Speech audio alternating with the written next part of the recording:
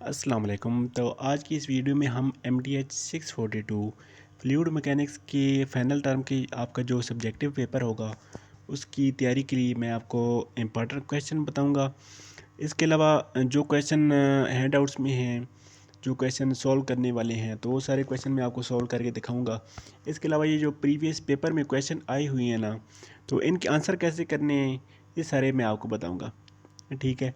तो मेरी तो यही उम्मीद है, अगर आप इस वीडियो में जो क्वेश्चन मैं आपको बताऊंगा अगर आप वो कर लेते हैं तो आपका जो पेपर होगा ना, सब्जेक्टिव पेपर, वो 100% आपका श्योरिटी है कि वो आपका इन्हीं में से आएगा।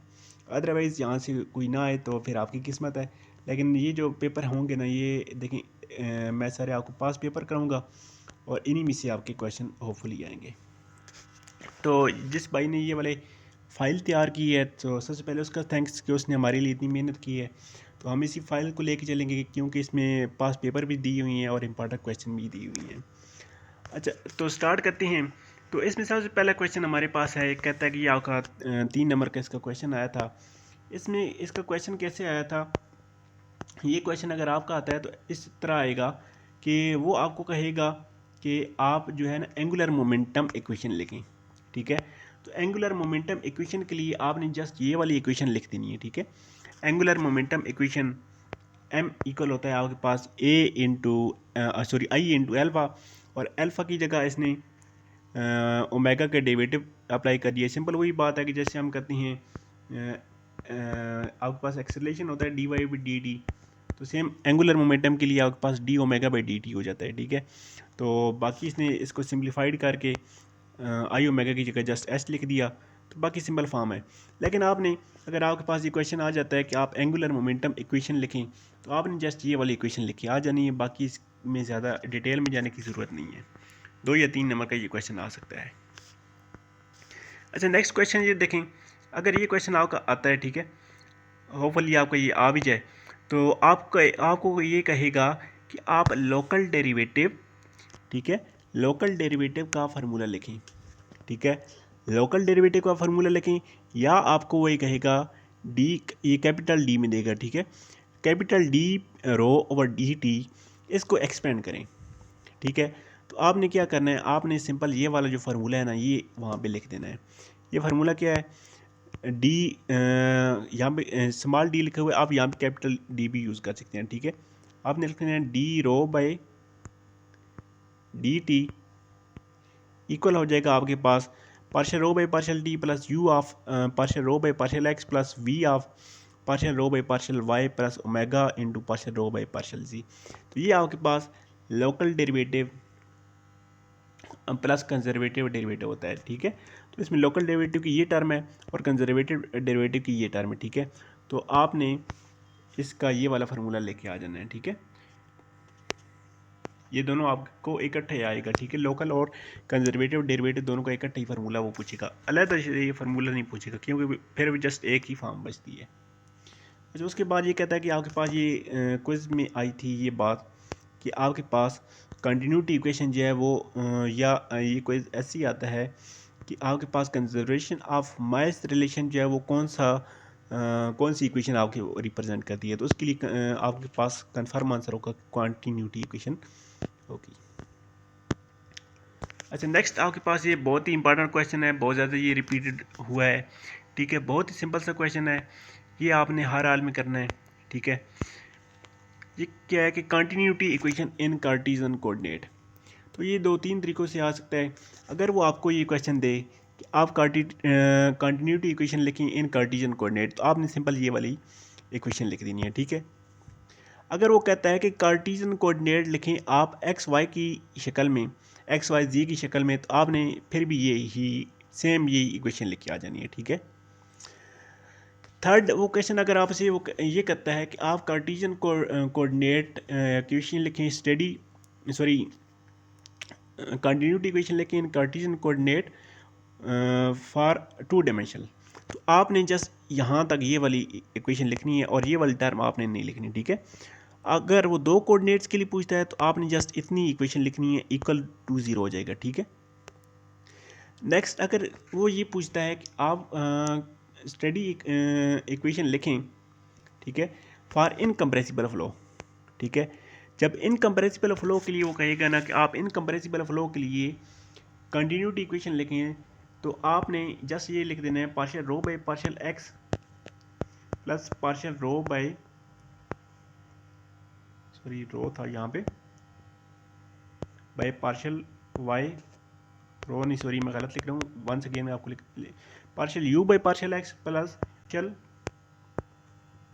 B by partial y plus partial omega by partial z is equal to zero. ठीक है, जब वो इनकम्प्रेसिबल के लिए कहेगा ना, तो आपने ये जो रो वाली टर्म है इसको इग्नोर कर देना है, बाकी सारी टर्म आपने लिख देनी है। ठीक है, तो ये क्वेश्चन मैंने आपको 2-3 तरीक़ों से बता दिया है, जिस तरीके से अब ये क्वेश्चन आ जाए तो आई होपफुली आप इसको अच्छे से कर लेंगे। अच्छा, सेम क्वेश्चन अगर वो कहता है कि कंटिन्यूटी इक्वेशन लिखें इन सिलेंड्रिकल कोऑर्डिनेट्स, ठीक है, तो आपके पास ये वाली इक्वेशन है सिलेंड्रिकल कोऑर्डिनेट्स के लिए, continuity equation in cylindrical coordinates.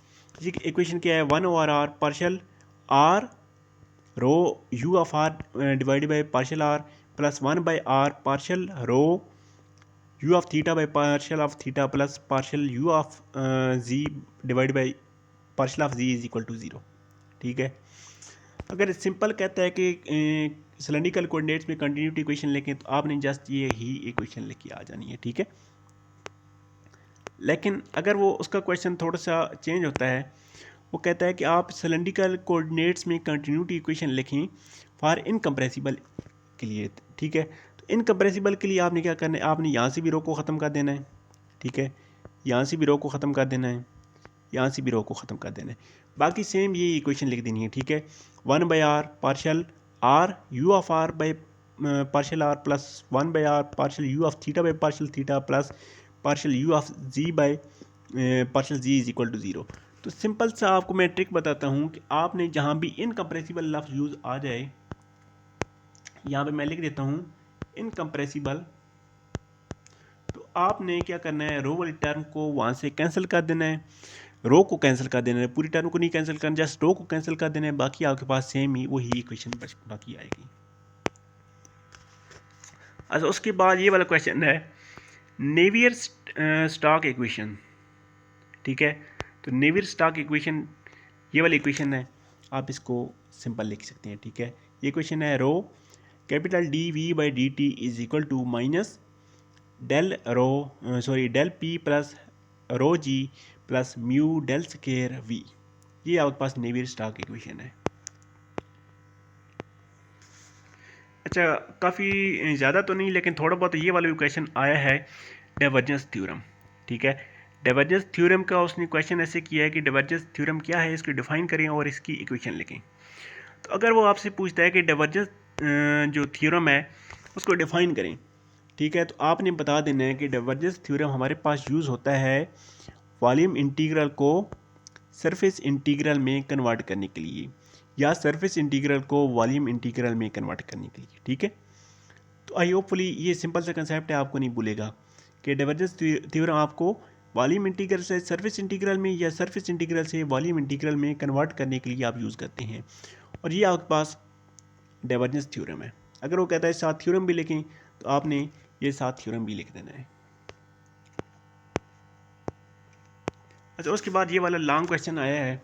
ठीक है, ये आपके हैंड आउट से आया है, तो इसको यहाँ से इंपॉर्टेंट क्वेश्चन देखने के बाद ना मैं आपको ये हैंड आउट से तफसील से ये वाला क्वेश्चन सॉल्व करा देता हूँ। अच्छा, उसके बाद ये वाला क्वेश्चन समझ नहीं आ रहा। अच्छा, ये वाला आपके पास है conservation of mass for control volume. ठीक है, conservation of mass for control volume अगर कहता है इक्वेशन लिखें, तो आपने जस्ट ये वाली इक्वेशन लिख देनी है। ठीक है, ये वाली भी इक्वेशन साथ आपने ऐड कर देनी है, तो ज़्यादा बेहतर नंबर आपके आ सकते हैं। उसके बाद नेवियर स्टॉक इक्वेशन, सेम वही इक्वेशन हम इसको पहले देख चुके हैं, ये वही रिपीट हुआ है।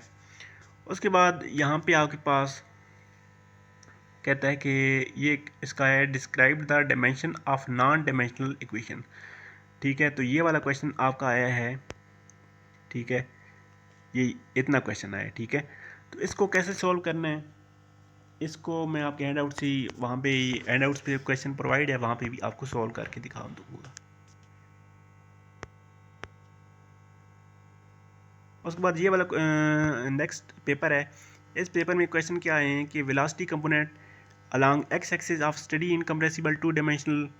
तो यू की आपको वैल्यू गिवन थी, तो आपने इसका वेलोसिटी कंपोनेंट फाइंड करना था।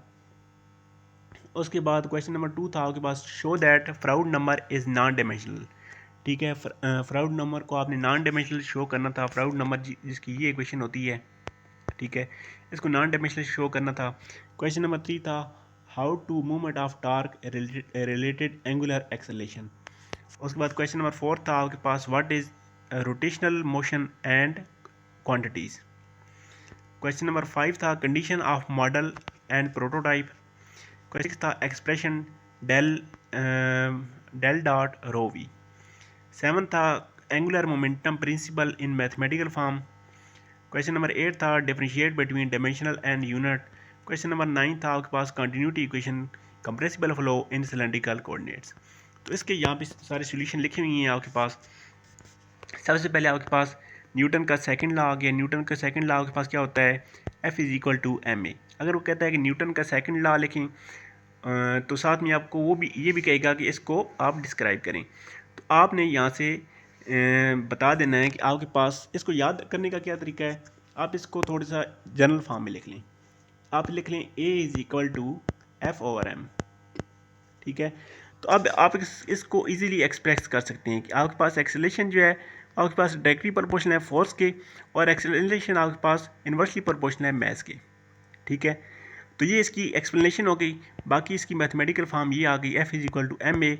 एक ही जगह आप V का डेरिवेटिव लिख दें, उसके बाद इस तरह लिख दें, तो नेक्स्ट टर्म में आप इन यहाँ भी जस्ट HV लिख सकते हैं। ठीक है, अच्छा उसके बाद ये 3 नंबर का क्वेश्चन आया है यहाँ पे। ठीक है, तो आर्क लेंथ रेडियस का उसने फार्मूला पता किया है, तो उसका जस्ट ये वाला फार्मूला है। ठीक है, आपने जस्ट ये वाला फार्मूला लिख देना है अगर ये क्वेश्चन आता है तो। उसके बाद कहता है स्टेट डाइवर्जेंस थ्योरम। तो डाइवर्जेंस थ्योरम मैंने आपको बता दिया कि किस लिए यूज़ होता है, और सर आपको मैंने बता दिया है। उसके बाद ये वाला क्वेश्चन मैं आपको हैंड आउट से तफसील से करवाता हूँ। फिर वही क्वेश्चन आगे ये हम देख चुके हैं। उसके बाद ये वाला क्वेश्चन आया है, ठीक है, कि आप u और v की इक्वेशन लिखें। ठीक है, compressible two dimensional stream function. Question आएगा आपके पास, compressible two dimensional stream function आप लिखें। तो आपने जस्ट ये दोनों इक्वेशन लिख देनी है। ठीक है, उसके बाद ये क्वेश्चन हम ऑलरेडी देख चुके हैं, ये हैंड आउट से करेंगे। ठीक है, तो ये भी हैंड आउट से ही कर लेंगे, वहाँ पे ज़्यादा इजीली हो जाएगा। उसके बाद ये क्वेश्चन हम ऑलरेडी कर चुके हैं, बाकी ये भी हैंड आउट से करते हैं, ये भी हैंड आउट्स में मौजूद है, वहाँ से ज़्यादा इजीली हो जाएगा। अच्छा नेक्स्ट क्वेश्चन आपके पास, नेक्स्ट पेपर है टू डायमेंशनल अनस्टडी इनकम्प्रेसिबल। तो ये मैंने आपको बता दिया है कि टू डायमेंशनल अनस्टडी कंप्रेसिबल के लिए आपने एक तो रो को गायब कर देना है, बाकी आपने थर्ड टर्म को गायब कर देना है। तो बाकी इसका आंसर क्या बनेगा, partial u by partial x plus partial v by partial y is equal to 0 हो जाएगा इस। ठीक है, उसके बाद नेक्स्ट क्वेश्चन कहता है v आपको गिवन है 2 पॉइंट, तो ये हैंड आउट्स में क्वेश्चन गिवन है, वहाँ से इसको करते हैं। क्वेश्चन नंबर 8 आपके पास डी स्केयर जी और d t square is equal to minus g. तो ये प्रूव आपने करना था। ठीक है, ये गिवन था और ये आपने प्रूव करना था, तो ये भी हैंड आउट्स में है, वहाँ से मैं आपको करवाता हूँ। बाकी ये एक और पेपर आया है। ठीक है, तो यहाँ से जस्ट मेन क्वेश्चन देख लेते हैं, बाकी मैं आपको हैंड आउट से करवा देता हूँ। कंटिन्यूटी इक्वेशन इन कार्टेशियन कोऑर्डिनेट्स, तो ये हैंड आउट से फिर वही क्वेश्चन रिपीट हुआ है। ठीक है, ये भी हैंड आउट से फिर वही क्वेश्चन रिपीट हुआ है। ठीक है, तो बाकी ये सारे हैंड आउट से क्वेश्चन आ रहे हैं, हैंड आउट्स में आपको तफसील से सारे क्वेश्चन करवाता हूँ। फिर वो देखें, right continuity equation for compressible flow cylindrical coordinates, divergence theorem है। ठीक है, और उसके बाद बकिंघम थ्योरम है। बकिंघम थ्योरम मैं आपको हैंड आउट से दिखाता हूँ। ठीक है, तो बाकी सारे यही क्वेश्चन थे, तो इन क्वेश्चन को मैं आपको हैंड आउट्स ओपन करके वहाँ पे आपको ये क्वेश्चन जो है बाकी मैं आपको तफसील से करवा देता हूँ। अच्छा, तो सबसे पहले आपके पास मॉड्यूल नंबर 75 में ये वाला क्वेश्चन है, ठीक है। इस क्वेश्चन को मैं आपको पिछली वीडियो में भी बता चुका हूँ कि ये आपने कैसे सॉल्व करना है। अगेन मैं आपको इसको सॉल्व करके दिखा देता हूँ, ठीक है। तो सबसे पहले आपके पास पी है ना, पी, ठीक है। पी की आपने डायमेंशन निकालनी है, ठीक है। तो पी की डायमेंशन आपको पता है, पी आपके पास पी की डायमेंशन क्या होती है, न्यूटन पर मीटर स्क्वायर, ठीक है। यहाँ भी मल्टीप्लाई एम से करेंगे, डिवाइड में भी एम से कर देंगे। तो न्यूटन मीटर आपके पास पता है क्या चीज़ बन गई, ये आपके पास जूल बन गया, डिवाइड बाय एम क्यूब, ठीक है। तो इसको आप लिख सकते हैं जे एम की पावर -3, ठीक है। तो ये वाला जो क्वेश्चन है, जस्ट इतने 3 स्टेप हैं इसके। ये क्वेश्चन काफ़ी पेपर में रिपीट हुआ है। तो जस्ट आपने रो की डायमेंशन निकालनी है, ठीक है। उसके बाद नेक्स्ट टर्म में आपके पास हाफ रो वी स्क्वायर। तो यहाँ पे आपको पता है 1/2 की तो कोई डायमेंशन नहीं है, आपके पास कांस्टेंट है। नेक्स्ट आपके पास क्या है, रो इंटू वी स्क्वायर, ठीक है। रो की डायमेंशन आपको पता होगी कि ये आपके पास होती है किलोग्राम और मैस क्यूब, ठीक है। वी स्क्वायर है, वेलोसिटी की डायमेंशन आपके पास होती है मीटर पर सेकंड, ठीक है। यहाँ पे वेलोसिटी का स्क्वायर है, ठीक है। तो इसलिए एम का भी स्क्वायर आ जाएगा और एस का भी स्क्वायर आ जाएगा, ठीक है। अब यहाँ से सबसे पहले एम स्क्वायर इस 3 से कैंसिल हो जाएगा, तो आपके पास बाकी बचा है kilogram divided by m s square, ठीक है। अब हमने क्या करना है, हमने इसको न्यूटन मीटर में कन्वर्ट करना है, ठीक है। तो यहाँ से देखें आपके पास यहाँ मैं आपको बताता हूँ, न्यूटन आपके पास इक्वल होता है, ये आपने याद रखना है, kilogram mass over second square. तो यहाँ पे देखिए आपके पास पर सेकंड स्क्वायर मौजूद है, किलोग्राम भी मौजूद है। तो यहाँ पे जस्ट एक एम की कमी है, तो हम क्या करेंगे, यहाँ पे एम से मल्टीप्लाई करेंगे और डिवाइड भी कर देंगे। डिवाइड करने से यहाँ पे स्क्वायर आ जाएगा, ठीक है। तो बाकी ये नीचे वाले टर्म में मैं कैंसिल कर देता हूँ ताकि उसको मज़ीद नीचे ले आऊँ मैं।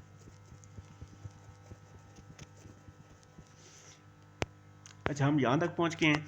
यहाँ से देखें, अब हम किलोग्राम मीटर पर सेकंड स्क्वायर की जगह हम लिख सकते हैं just Newton.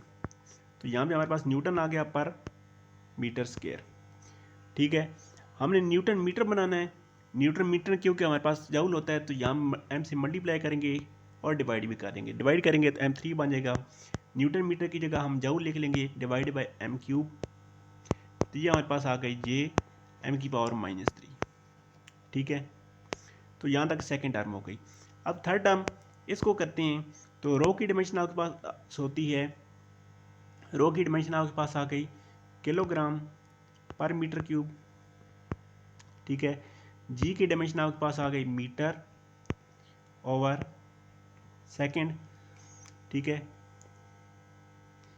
Metre over second square, ठीक है। उसके बाद हाइट की डायमेंशन जस्ट आपके पास मीटर आ गई, ठीक है। तो मज़ीद इसको सिंप्लीफाई किया तो आपके पास बन गई ये, यहाँ पे एक एम यहाँ पे है, एक एम यहाँ पे है, डिवाइड बाय एम क्यूब हो रहा है। तो ये आपके पास सिंप्लीफाइड होके बन जाएगी किलोग्राम पर मीटर सेकंड स्क्वायर, ठीक है। तो जूल के लिए हमने किलोग्राम इंटू मीटर बनाना होता है, ठीक है। तो यहाँ से एक मीटर ऊपर मल्टीप्लाई करेंगे और एक डिवाइड कर देंगे। तो किलोग्राम मीटर आपके पास, किलोग्राम मीटर पर सेकंड स्क्वायर आपके पास न्यूटन की इक्वल होता है। तो ये आपके पास आ गया न्यूटन पर मीटर स्क्वायर, ठीक है। तो जूल आपके पास न्यूटन मीटर होता है। तो यहाँ पे हमने एक और, यहाँ पे हमें m चाहिए, तो यहाँ पे m मल्टीप्लाई करेंगे, इसको यहाँ पे डिवाइड भी कर देंगे। तो न्यूटन मीटर की जगह हम लिख रहे हैं जूल पर मीटर क्यूब। तो इसको हम लिख सकते हैं जूल इंटू मीटर की पावर -3, ठीक है। तो आप इन तीनों की खुद से लाजमी प्रैक्टिस करें, इनमें से एक आध क्वेश्चन आ जाता है। उसके बाद ये वाला क्वेश्चन था, ये भी एक दो पेपर में आया है। तो इस क्वेश्चन में आपके पास क्या है, पहले आप क्वेश्चन की स्टेटमेंट को समझें कि आपके पास एक ये वाला पॉइंट है और एक ये वाला पॉइंट है, ठीक है। दोनों जगह प्रेशर आपके पास सेम है, ठीक है। तो इस पॉइंट P1 के लिए आपके पास कंटिन्यूटी इक्वेशन ये बनेगी। पॉइंट 2 के लिए कंटिन्यूटी इक्वेशन कंटिन्यूटी मैं कह रहा हूँ ये आपके पास बर्नौली इक्वेशन ये बनेगी, ठीक है। तो यहाँ दोनों जगह आपके पास प्रेशर सेम है, तो आपके पास ये P1 P2 से कैंसिल हो गया, ठीक है। P1 P2 से आपके पास कैंसिल हो गया, तो बाकी आपके पास ये टर्म्स बच गई हैं, ठीक है। तो इन टर्म्स में आपके पास एक ये बची है, एक ये बची है, बाकी ये दो टर्म्स बच गई हैं, ठीक है। तो यहाँ से देखें आपके पास इस साइड पे आपके पास ये वाली टर्म है, ठीक है, रो G1 ये हमने लिख ली, ठीक है। इक्वल आपके पास आ गई रो वी स्केयर है ना, तो रो वी स्केयर को आप ऐसे ही लिख दें, साथ 1/2 लिख दें, प्लस रो G/2, ठीक है, ये भी ऐसे ही लिख दें। अब इन दोनों का एलसीएम लें, इन दोनों का एलसीएम आपके पास डिवाइड बाई 2 आ जाएगा, तो ये 2 को मैंने बैक लिख लिया, ठीक है। यहाँ पे आ गया। नेक्स्ट स्टेप में मैंने क्या किया कि इस 2 यहाँ पे ये 2 डिवाइड हो रहा है, तो इसको दूसरी साइड में मल्टीप्लाई कर दिया, बाकी ये इक्वेशन ऐसी लिख दी, ठीक है।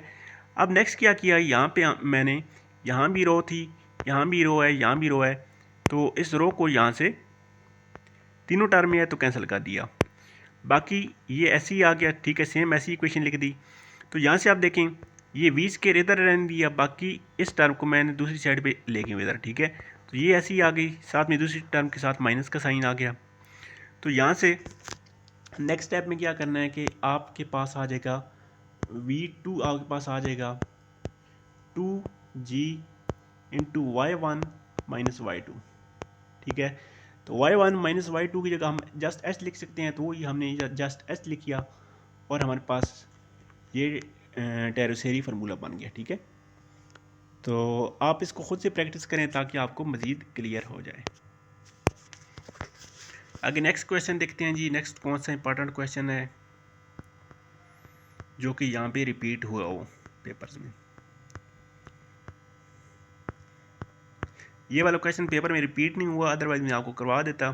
सिंपल सा क्वेश्चन है, आप इसको एक नज़र देख लीजिएगा, आपको समझ आ जाएगा, ठीक है। ये वाली आपके पास एंगुलर मोमेंटम की पेपर में आया है कि जस्ट आपने इक्वेशन लिखनी थी, तो आपने इसको याद कर लेना है। बाकी जो क्वेश्चन आया होगा वो मैं आपको करवा देता हूँ।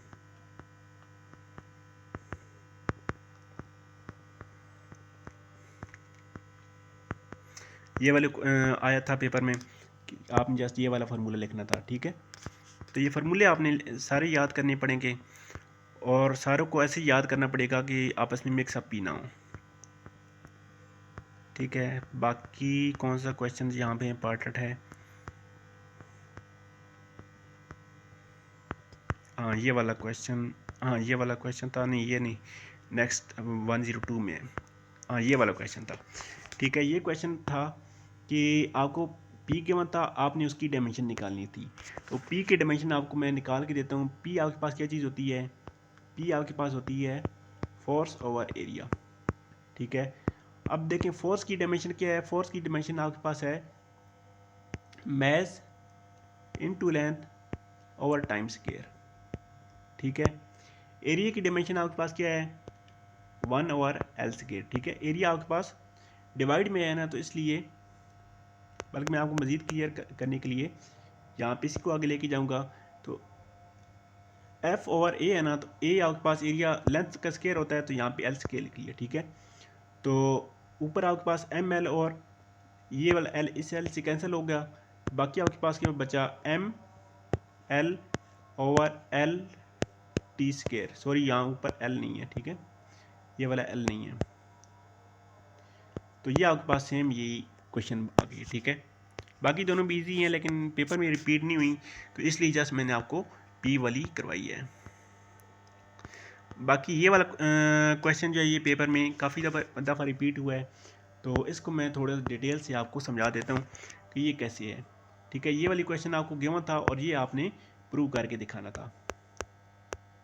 अब देखिए आपके पास क्वेश्चन क्या है, क्वेश्चन आपके पास है d square g over d t square is equal to minus g, ठीक है।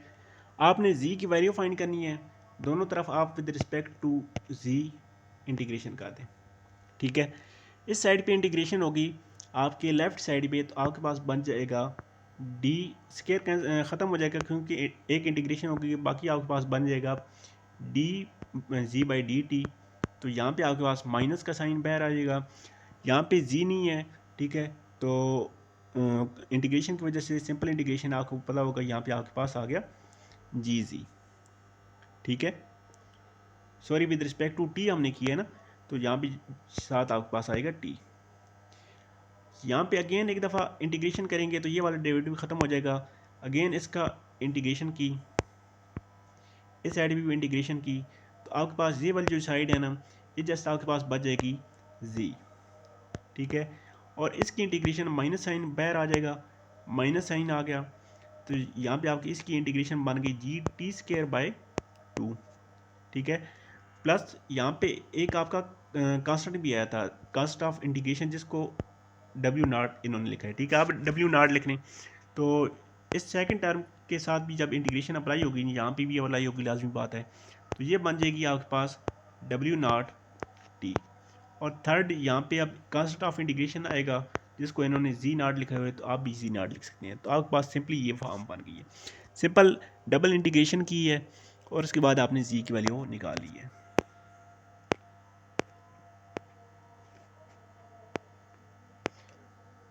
उसके बाद ये वाला क्वेश्चन, हाँ, ये वाला जो क्वेश्चन था कि जी स्टार और टी स्टार ये दोनों आपके पास आई हुई थी नॉर्मलाइज्ड वेरिएबल की, तो ये आपने इक्वेशन याद रखनी है, ठीक है। अच्छा, देखें हमारे पास क्या था कि आपके पास था डी जी स्केयर और डी टी स्केयर, ठीक है। अब देखें जी की वैल्यू आपके पास यहाँ से आप निकाल सकते हैं। जी आपके पास यहाँ से क्या आ जाएगा, G naught into G star, तो जी की जगह G naught into G star put कर दें, ये आपके पास बन जाएगा D square G naught into G star बन गया, ठीक है। डिवाइडेड बाय आपके पास टी था ना, ये वाला टी स्केयर है, तो यहाँ से आप टी की वैल्यू निकाल सकते हैं। टी की वैल्यू आपके पास यहाँ से क्या आ जाएगी, टी आपके पास आ जाएगा t is equal to t star z nought over डब्ल्यू नॉट, ठीक है। तो ये वाली इक्वेशन यहाँ पे पुट की, ठीक है। सिंपल इसका क्या हुआ कि यहाँ पे आपके पास ये डब्ल्यू नॉट आपके पास थर्ड है ना बटे में है, तो ये आपके पास ऊपर चली जाएगी, ठीक है। बाकी आपके पास ये जी स्टार के साथ इंटीग्रेशन आ गई है, बाकी ये वाला जी और ये वाला जी आपस में कैंसिल हो गए हैं, ठीक है। स्केयर था तो इसलिए एक जी यहाँ पे नीचे बच गया है, बाकी डी टी स्टार के ऊपर अप्लाई हो गया, ये आ गया, ठीक है। इज इक्वल टू माइनस जी था तो माइनस जी आ गया है, ठीक है। नेक्स्ट क्या किया है, नेक्स्ट इन्होंने किया है कि आपके पास जी की जगह -1 लिख दी है, ये पता नहीं इन्होंने कैसे लिखा है, लेकिन माइनस जी यहाँ तक ये इक्वेशन काफ़ी है, ठीक है। बाकी क्वेश्चन ये आपके पास सेम वही है, इन्होंने जैसे इसमें वैल्यूज पुट की और आपके पास ये वाली इक्वेशन आ गई है।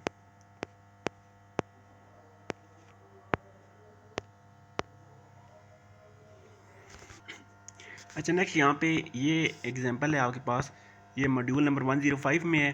तो ये पेपर में, किसी भी पेपर में ये वाली एग्जांपल नहीं आई है, इसलिए मैं आपको नहीं करवा रहा। अगर आप ये करना चाहें और आपको समझ ना आ रही हो, तो मैंने इस एग्जांपल को प्लेलिस्ट में, जो शॉर्ट लेक्चर की प्लेलिस्ट मैंने अपलोड की हुई है, उसमें बहुत डिटेल से ये एग्जांपल मैंने कराई थी। तो अगर आप करना चाहें तो मैं उसका लिंक आपको इसके डिस्क्रिप्शन बॉक्स में दे दूँगा, आप वहाँ से इसको देख के ईज़िली सॉल्व कर सकते हैं।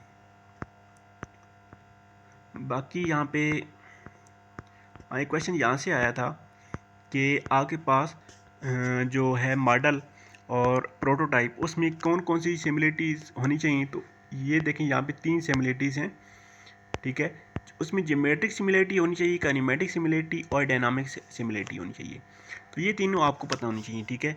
इनके साथ यहाँ पे लिखी हुई है कि ज्योमेट्रिक सिमिलरिटी क्या चीज़ होती है, कि ज्योमेट्री आपके पास मॉडल की और प्रोटोटाइप की ज्योमेट्री आपके पास सेम होनी चाहिए। काइनेमेटिक सिमिलरिटी क्या चीज़ है, कि आपके पास उसकी वेलोसिटी जो है प्रोटोटाइप की, वो आपके पास प्रोपोर्शनल होनी चाहिए आपके मॉडल की।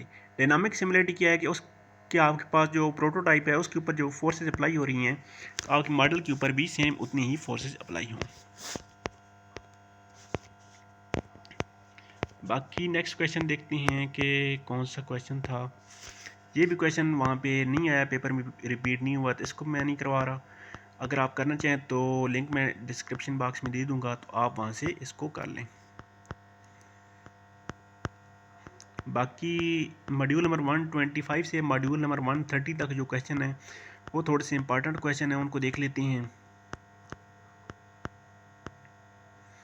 तो ये देखें, वही कंटिन्यूटी इक्वेशन इन कार्टेशियन कोऑर्डिनेट्स और सिलेंड्रिकल कोऑर्डिनेट्स, ये सारी यहाँ पे गिवन है, आप इनको इजीली यहाँ से देख सकते हैं।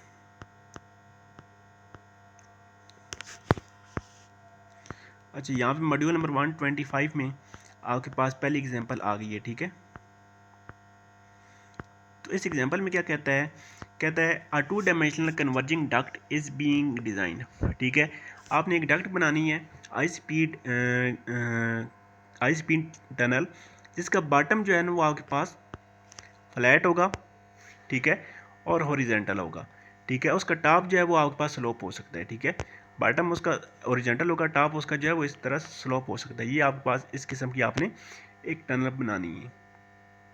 तो उस टनल में बाकी क्या होगा कि आपके पास जो है यू आपके पास लीनियरली, ठीक है, लीनियर है। U1 आपके पास 100 है, ठीक है। U2 आपके पास 300 है, ठीक है, फिगर इसने दी हुई है। और रो की वैल्यू भी गिवन है, ठीक है, रो 2 की वैल्यू भी गिवन है। कहता है रो भी आपके पास लीनियरली एक्सपेंड हो रहा है। उसके बाद कहता है आपके पास क्वेश्चन क्या है कि रो 2 आपके पास ये है, तो कन्वर्जिंग डक्ट की लंबाई जो है वो आपके पास 2 मीटर है, हाइट भी उसकी 2 मीटर है सेक्शन 1 के ऊपर। तो आपने उसका वाई कंपोनेंट निकालना है, ठीक है। बाकी क्या कहते हैं, प्लाट अप्रॉक्सीमेशन शेप, तो उसकी शेप बनाएं, ठीक है। उसके बाद देखते हैं साथ साथ इस क्वेश्चन को भी। तो ये क्वेश्चन देखिए, इस किस्म की आपके पास डक्ट है, तो यहाँ पे इसके सोल्यूशन क्या है। सोल्यूशन में सबसे पहले आप देखें, आपको क्वेश्चन में क्या था कि यू आपके पास लीनियरली इंडिपेंडेंट है। तो लीनियर होने का क्या मतलब है कि आप उसको लिख सकते हैं U1 plus c u of x, ठीक है। तो U1 की यहाँ पे वैल्यू सी यू की वैल्यू यहाँ से निकाल ली है।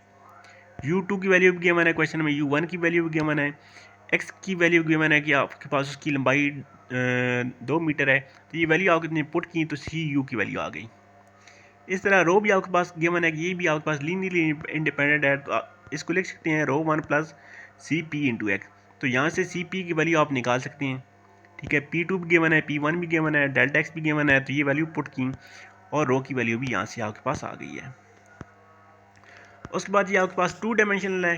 2 डायमेंशनल होने का क्या मतलब है कि आपके पास जो थर्ड टर्म है वो आपके पास कैंसिल हो जाएगी, बाकी सिंपली ये चीज़ बचेगी, ठीक है। तो आपने v वाला y कंपोनेंट निकालना है ना, तो y कंपोनेंट के लिए आप ये वाला कंपोनेंट निकालेंगे, ठीक है। तो ये कंपोनेंट आप इसको इसके ऊपर मज़ीद देखेंगे, u आपके पास इक्वल है, u यहाँ से देखें u आपके पास इक्वल है U1 plus c U F x.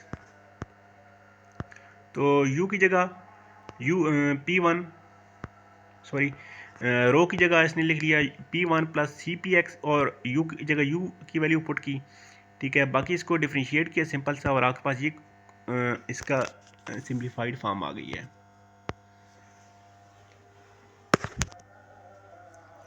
अच्छा, नेक्स्ट एग्जांपल आपके पास टॉपिक नंबर 127 में है। इस एग्जांपल को मैं आपको बहुत ज़्यादा रिकमेंड करूँगा कि इसकी बहुत ज़्यादा प्रैक्टिस करें, बहुत ज़्यादा प्रैक्टिस करें, क्योंकि ये बहुत ज़्यादा रिपीट हुई हुई है, ठीक है। तो बल्कि मैं तो आपको सजेशन करूँगा कि इसको आप रट ही लगा लें, ठीक है, क्योंकि ये बहुत ज़्यादा रिपीट हुई है। तो इसको देखते हैं, बहुत ही ईजी सी एग्जांपल है। कहता है कंसिडर वेलोसिटी फॉर एग्जांपल, इसको आप छोड़ दें, ठीक है। यहाँ पे आपके पास अनस्टडी है, 2 डायमेंशनल है, ठीक है। तो 2 डायमेंशनल के लिए हमारे पास क्या इक्वेशन थी, partial u by partial of x plus partial v by partial y is equal to 0। तो ये वाली इक्वेशन यहाँ से अप्लाई होनी है हमें। एक तो यहाँ से ये बात पता चल गई है, ठीक है।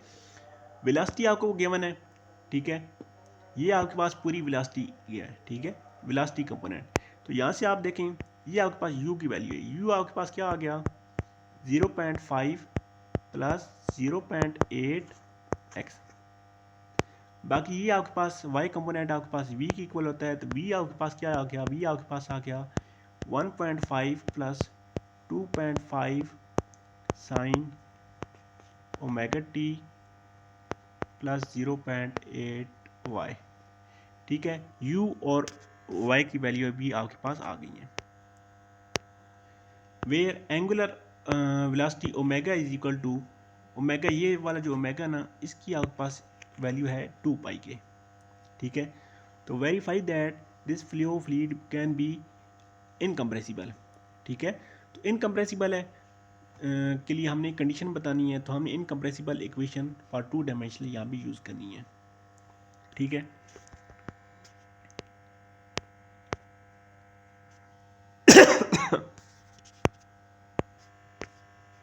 नेक्स्ट देखें हमने क्या किया, हमने इन अजम्पशन को आप छोड़ दें। ठीक है, इनकी कोई ज़रूरत नहीं है, एनालिसिस की कोई ज़रूरत नहीं है। हमारे पास u की वैल्यू आ चुकी है, v की वैल्यू आ चुकी है। ठीक है, हमारे पास इक्वेशन क्या थी, partial u by partial x plus partial v by partial y is equal to 0।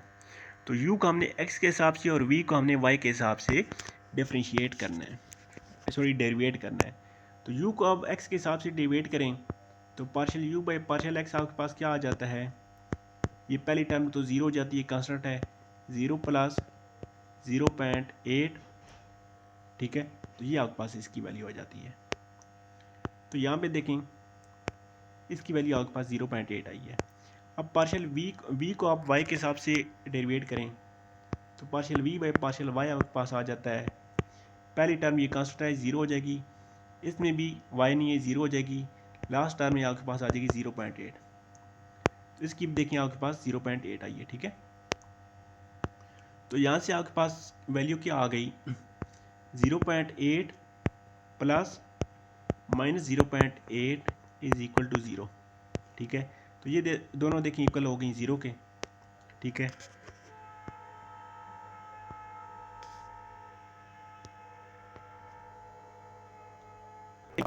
Partial x plus partial v by partial y, ये कंडीशन आपके पास इक्वल हो चुकी है, तो आप कह सकते हैं कि आपके पास जो फ्लो था वो आपके पास इनकम्प्रेसिबल है। उसके बाद मॉड्यूल नंबर 128 में ये जो एग्जांपल है ये भी इतनी रिपीट नहीं हुई, इसको भी मैं यहाँ पे नहीं करवाऊँगा, अदरवाइज़ इसका लिंक आपके पास डिस्क्रिप्शन बॉक्स में मौजूद होगा, आप वहाँ से इसको देख सकती हैं। उसके बाद मॉड्यूल नंबर 129 वाली एग्जांपल रिपीट हुई है, तो इसको करती हैं। इस एग्जांपल में क्या कह रहा है कि आपके पास u ऑफ थीटा की वैल्यू इसने दे दी है k बाई आर, तो k कोई भी कांस्टेंट है। ठीक है, तो u ऑफ r की वैल्यू निकाल के दें। ठीक है, u ऑफ थीटा दे दी है, u ऑफ r निकाल के दें। बाकी क्या कंडीशन दी हैं कि आपके पास 2 डायमेंशनल फ्लो है, इनकम्प्रेसिबल है और सिलेंड्रिकल है। ठीक है, तो 2 डायमेंशनल इनकम्प्रेसिबल सिलेंड्रिकल के लिए आपके पास इक्वेशन बन जाती है 1 by r partial r u of r by partial r plus 1 by r partial u theta by partial theta is equal to 0। ठीक है, यहाँ पे रो नहीं आएगी क्योंकि आपके पास इनकम्प्रेसिबल है। ठीक है, तो ये इक्वेशन आपके पास सेटिस्फाई होनी चाहिए। तो ये देखें हमने ये इक्वेशन लिखी है, थर्ड टर्म क्योंकि 2 डायमेंशनल है तो ये आपके पास वैसे ही कैंसिल हो जानी है। तो यहाँ से इसको सिंप्लीफाइड करके हमने क्या किया, इसको इधर ही रहने दिया, इस टर्म को दूसरी साइड पे लेके हैं, तो आपके पास इसका माइनस का साइन आ गया साथ। ठीक है, अब हमने u ऑफ r निकालना है ना, तो इसकी वैल्यू अब निकाल के इसको बाद में कर सकते हैं। तो सबसे पहले हम इसकी वैल्यू निकालेंगे। तो u ऑफ थीटा की वैल्यू हमारे पास गिवन है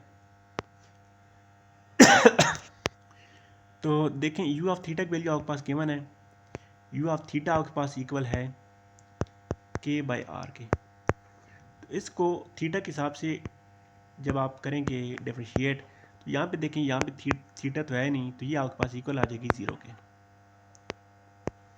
ठीक है, वही बात हो, ये आपके पास इक्वल आ गई 0 के। तो जब ये 0 के इक्वल आ गई ना, तो आप यहाँ से लिख सकते हैं कि ये चीज़। ठीक है, partial r u of r divided by partial r is equal to 0। ठीक है, तो यहाँ से आप पार्शियल इसका क्या मतलब आ गया कि r u ऑफ r आपके पास आ गई, कोई भी कांस्टेंट u। ठीक है। कोई भी कांस्टेंट है तो इसको आप यू यानी कि विद रिस्पेक्ट टू टी लिख सकते हैं, ठीक है। तो यू ऑफ टी इसने यहाँ पे यूज़ किया है। तो यहाँ से हमने आर की value just u of r की वैल्यू फाइंड करनी थी, तो इस वाले आर को दूसरी साइड पे डिवाइड कर दिया, ठीक है। अब यहाँ तक तो आ गई है। अब हमने इस एफ ऑफ थीटा टी की वैल्यू हमने निकालनी है, ठीक है। तो इसकी वैल्यू निकालने के लिए इसने बड़ा लंबा चौड़ा प्रोसेस किया, लेकिन ये कहता है कि आप इसको इक्वल ज़ीरो कर सकते हैं। तो जब ये इक्वल ज़ीरो के होगा ना, तो ये आपके पास इक्वल बन जाएगी पूरी इक्वेशन 0/r, वो भी आके यू ऑफ आर आपके पास आ जाएगा 0 के, ठीक है। तो ये इतना ही आपने जस्ट कर देना है क्वेश्चन। उसके बाद क्वेश्चन नंबर 130 में एक इम्पॉर्टेंट एग्जांपल है, इसको देख लेते हैं। कहता है आपके पास वेलोसिटी वेक्टर गिवन है, ठीक है, ये वाला। तो यहाँ से आपके पास u की वैल्यू आ गई a into x square y plus y square, ठीक है।